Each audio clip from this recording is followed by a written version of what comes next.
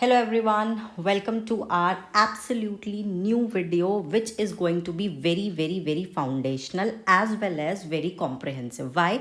Because आज की video में हम जानने वाले हैं कि इंडिया के साइज़, लोकेशन और वो ग्लोब में कहाँ स्टैंड आउट करती है, इंडिया में कहाँ स्टैंड आउट करती है, उसी से आपके सारी कॉन्सेप्चुअल अंडरस्टैंडिंग बिल्ड होने वाली है about your Indian geography as well as other geography. So without any delay I think we should start. Right और साथ ही आपको ये भी पता चलेगा कि क्लाइमेटोलॉजी कैसे इन्फ्लुएंस होती है, फ्लोरा एंड फौना कैसे इन्फ्लुएंस होती हैं इन्हीं सभी फैक्टर्स से.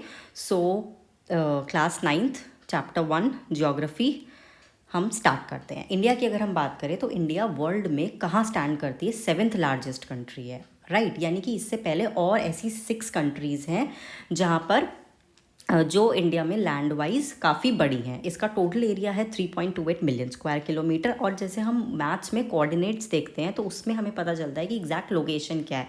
तो ऐसे ही अर्थ को हमने अलग अलग इमेजिनरी लाइन से बांटा हुआ है. उसमें इक्वेटर लाइन करके 0 डिग्री की एक है जो 2 हाफ्स में डिवाइड करती है. इंडिया एंटायरली नदर्न हेमिस्फेयर और ईस्टर्न हेमिस्फेयर में लाई करती है. राइट और क्योंकि इंडिया एक पेनिनसुला है दैट मीन्स 3 साइड से वो पूरी वाटर से घिरी हुई है. राइट तो और साथ ही इंडिया हमें पता चल गया कि प्योरली नदर्न हेमिस्फेयर में है और तीनों साइड से कहाँ से घिरी हुई है, वो वाटर से घिरी हुई है. तो हमारी वाटर बॉडीज़ हैं, इसीलिए जो अरेबियन पहले साउथ में आता है आपका इंडियन ओशियन.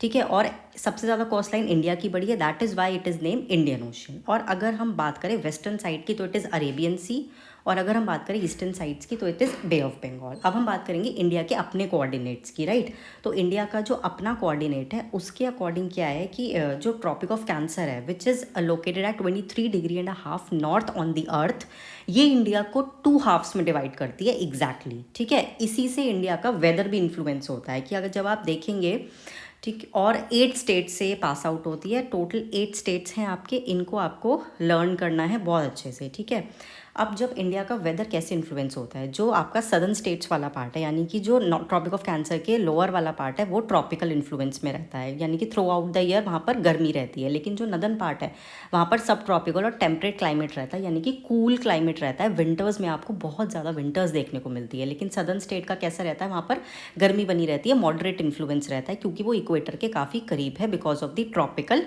क्लाइमेट. राइट इन 8 स्टेट्स को अच्छे से याद कर लीजिएगा. अब आती है बात लैटिट्यूडनल एक्सटेंट की. लैटिट्यूडनल से मतलब क्या होता है, देखो लैटिट्यूड का मतलब होता है लेटी हुई लाइंस. आप ग्लोब में देखिए अपनी स्क्रीन में जो हॉरिजॉन्टल लाइंस हैं, तो लैटिट्यूड से मतलब है, लैटिट्यूडनल एक्सटेंट से मतलब है कि आप किसी कंट्री में कितनी लैटिट्यूड्स कवर कर पा रहे हो. डोंट गेट कन्फ्यूज कि ये तो मैम आपने वर्टिकल डिस्टेंस नापा है. नो, वर्टिकल डिस्टेंस नहीं नापा, हमने लैटिट्यूडनल एक्सटेंट नापा है कि एक टाइम पे हम कितनी लैटिट्यूड्स कवर कर पा रहे हैं. डॉटेड लाइंस को ध्यान से देखिए ग्लोब में. ठीक है वो है 3214 किलोमीटर मेन लैंड. अगर हम आइलैंड की बात करें तो that is 6 degree 44 minute north से स्टार्ट होकर 37 डिग्री 6 मिनट नॉर्थ पर जाकर रुकता है. लास्ट पॉइंट क्या है, Indira point in the Andaman and Nicobar island. इसीलिए वहाँ पर पूरे टाइम मतलब गर्मी वाला मौसम रहता है, रबड़ की प्लांटेशन, बहुत ज़्यादा बारिश देखने को मिलती है, इक्वेटोरियल और ट्रॉपिकल क्लाइमेट जैसा रहता है. ठीक है अब बात करेंगे लॉन्गिट्यूडनल एक्सटेंट की, जिसमें हम बोलते हैं सिमिलरली लाइक लैटिट्यूड की तरह कितनी लॉन्गिट्यूड्स आप कवर कर सकते हो. आप ग्लोब में देखिए कितनी सिंगल ऐसे वर्टिकल लाइंस आप कवर कर सकते हो, तो वो है इंडिया का 2933 किलोमीटर्स. यानी कि अगर हम ग्रीन विच से, क्योंकि 0 डिग्री स्टार्ट होता है, वहाँ से अगर हम स्टार्ट करें तो 68 डिग्री 7 मिनट ईस्ट से लेकर 97 के पास रुक जाता है. अब देखो दोनों ही 30 डिग्री हैं, लैटिट्यूड भी लॉन्गिट्यूड भी. आप अगर डिफरेंस कैलकुलेट करो 97 माइनस 68 और उधर 8 और 37 माइनस करोगे तो 30 आएगा.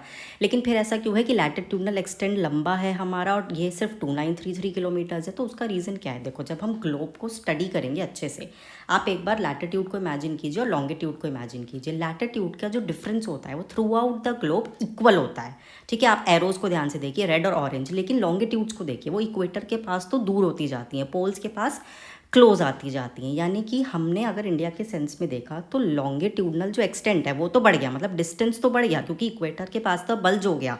India is near to the equator. Right मतलब बहुत ज़्यादा दूर नहीं है. लेकिन जो डिस्टेंस है वो तो हम किलोमीटर्स में मेज़र करेंगे तो वो तो नहीं रहेगा ना, दैट इज़ वाई। अब डिफरेंस आता है टाइम जोन का। देखो, इंडिया का वेस्टर्न मोस्ट गोहर मोती जो कि गुजरात में है, किबीतू Arunachal Pradesh eastern most point है। दोनों में 2 आवर्स का डिफरेंस रहता है। क्यों? क्योंकि देखो कितना लंबा एक्सटेंट है, 2933 किलोमीटर्स का हो गया।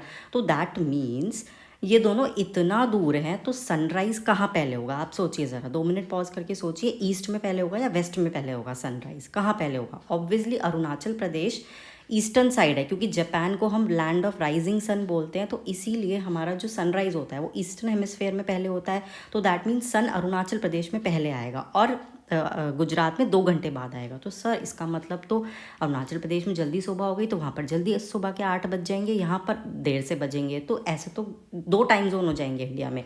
तो इस ही कन्फ्लिक्ट को रिजॉल्व करने के लिए we have brought the concept of IST, Indian standard time और Indian standard meridian, which is 82 degree 30 minute east, जो ऑफकोर्स मिर्ज़ापुर यूपी से पास आउट होता है। और भी मैंने स्टेट्स इसमें मार्क किए हैं, आपको लर्न करने हैं। इस ही टाइम जोन पर जो भी ग्रीनविच के अकॉर्डिंग टाइम होगा वो थ्रू आउट द इंडिया हम अप्लाई करेंगे। एक इसके लिए रिक्वेस्ट भी थी असम के लोगों ने कि चाय बागान टाइम करके कुछ हो, but that has not been approved by Indian government.